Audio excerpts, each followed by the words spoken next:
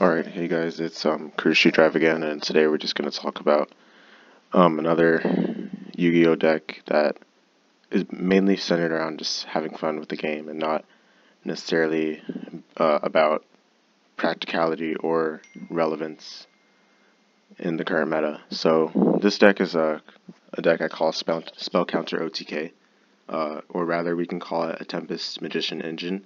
And basically it's centered around this card called Tempest Magician. It's a synchro monster, level 6, 2200 attack, 1400 defense, and really strong effect. So when it's synchro summoned, place a spell counter on it. Once per turn, you can discard any number of cards to place one spell counter on a monster you control for each card you discarded, and then you can remove all spell counters in the field, inflict 500 for each one. So that last effect is the main effect we're focusing on for this deck, and basically the rest of the cards in this deck are centered around getting enough spell counters so that you can basically get a one-turn nuke with this effect. So let's explain how we're going to do that. So the ideal hand would have something like Royal Magical Library, which is your draw engine for this deck. Easy to generate spell counters and, sorry, not generate spell counters, generate card draws, and of course you can place your spell counters on it pretty easily. It's also going to be using Plague Spreader just for the tuner, and the reason I use Plague Spreader over any other level 2 tuner is because you're not afraid really to discard Plague Spreader because it has an effect where you can special summon from the graveyard by returning a card from your hand to the top of the deck. And actually that effect has more uses than you would ever think. So, for example, let's say you have Terraforming in your hand, and you have also let's say you also have Citadel in your hand, like extra Citadels that you don't need.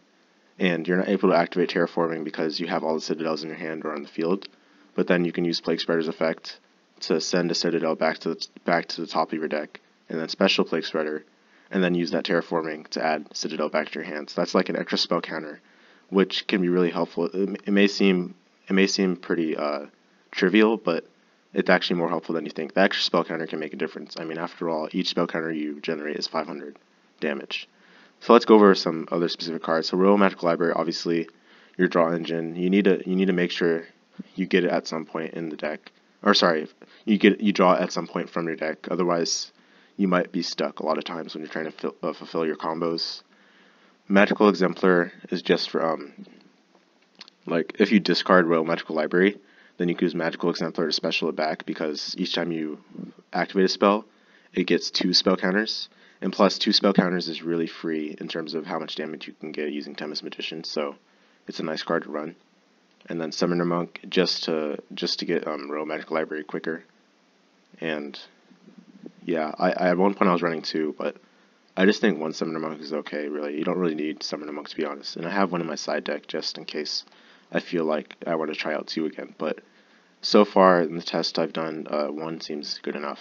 And even you don't have to run it, to be honest, but I run it because it's just in case. And then we run 3 Thunder Dragon. This card is just for discarding fodder. So basically, if you have hand destruction, or you have Dark World Dealings or whatever, then basically you can use Thunder Dragon as your discards for those. And also, of course, Thunder Dragon's effect is free deck thinning, so that's why I run it. And at one point I used to run different cards other than Thunder Dragon. Like, for example, I used to run Spellbook cards, because Spellbook cards have very easy deck thinning. Sorry, I just needed to check my notification. But anyway, Spellbook cards have easy deck thinning, and basically I tried that out, and I realized that didn't work as well as just running 3 Thunder Dragon, so that's why I run Thunder Dragon. And of course, discarding fodder is very useful for this deck, because you don't want to discard your important cards, like, for example, Golden Bamboo Sword or Citadel. Those cards you kind of need, right? So you don't want to, especially Golden Bamboo Sword. This is kind of like my favorite card in the deck, because it's just so much utility. Activate only if you control Bamboo Sword. Equip spell card, and then you just draw 2 cards. But that draw 2 cards, it may sound trivial, but in reality this card is just amazing. It's +1, first of all, so you're guaranteed to get 1 more card than you had in your hand before. And then secondly, you need to run 3 of them, and you're able to run 3 of them, so that's what makes it such a good card in this deck to to generate more spell counters really quickly. Okay, next we're not going to go through all of these. Some of these are just self-explanatory, like terraforming. You want to get Citadel. Citadel's effect is your the main card you're going to be using to collect your spell counters, and then also just in the case that like you're not able to use Royal Magical Library's effect on itself, then you can use Royal Magical Library's effect using the spell counters you have from Citadel, but only once per turn. So just keep that in mind. Broken Bamboo Sword, just because with Golden Bamboo Sword you're able to get that draw 2 cards effect. Otherwise, yeah, you don't really care. So if you have a Broken Bamboo Sword on the field already, and then you happen to draw another one, then you can discard that. It's okay. Toon World, because Toon Table of Contents combos are just free. Free deck thinning, free spell counters, you need to run that. Magical Mallet, most of the time with this deck, you will not be getting the optimal hands, so you need to have some card to like save yourself in that situation, in those situations. So that's why we run Magical Mallet and only 2 of them, because hopefully after 2 Magical Mallets, you'll get a better hand than you had before. 3 Spell Power Grasp, because it's a good spell counter generator, and also it's deck thinning with its own effect. After you activate it, you get to add another one to your hand, so you should run 3 of those. Upstart Goblin is self-explanatory. Now, one thing to keep in mind, when you activate Upstart Goblin, it gives your opponent plus 1,000 life points, so just keep that in mind when you're going for Tempest combos, because you'll need to take into account an extra 2 spell counters when you're doing the damage. So, but that shouldn't be a big deal most of the time. I mean, most of the time you're able to do a lot of damage anyway, so that 1,000 is pretty negligible. Dark Will Dealings, replace 1 card in your hand, so pretty simple.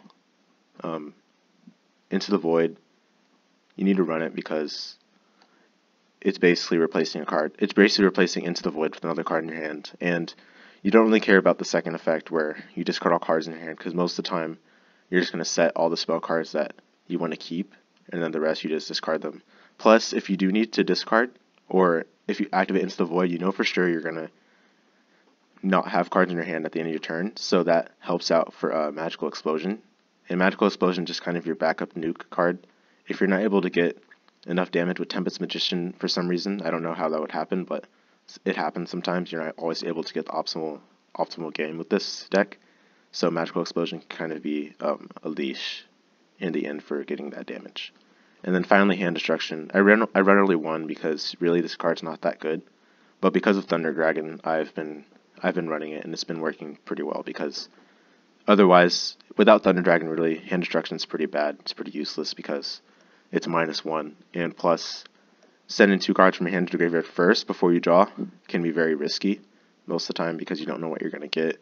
And if you have to discard something very useful and then you get something, like if you have to discard Golden Bamboo Sword and then you end up drawing Broken Bamboo Sword, then that kind of sucks. So you want to make sure that you don't really open up with this that much. So that's why I just run only 1.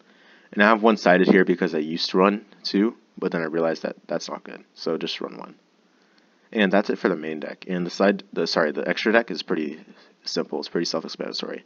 We could run more in the future just in case I feel it's necessary, but really I'm running only what I need right now, which is just Tempest Magician, and we're running 3 just in case the opponent has a card that would send one of them to the graveyard on accident. So we have a backup just in case.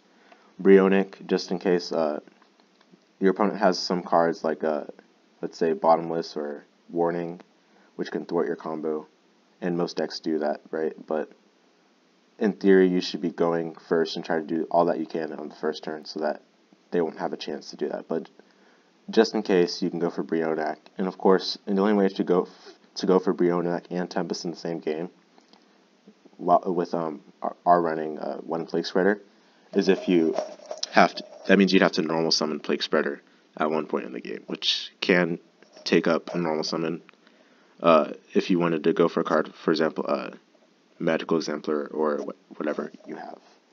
And then finally, Explosive Magician is just to get rid of the back row, just in case you don't feel comfortable going for Tempest immediately. Maybe they have some dangerous back row, then you can just use Explosive Magician to eliminate that threat, and hopefully go for Tempest later. And for the side deck, not really much to it. it's basically right here. I just have cards that I tested in the past that I don't really like anymore, and I just put them in the side deck just in case I want to go back to them. But that's really all this is. And a Feather of Phoenix, you can run it if you want, but I wasn't really confident in this card, so that's why I took it out.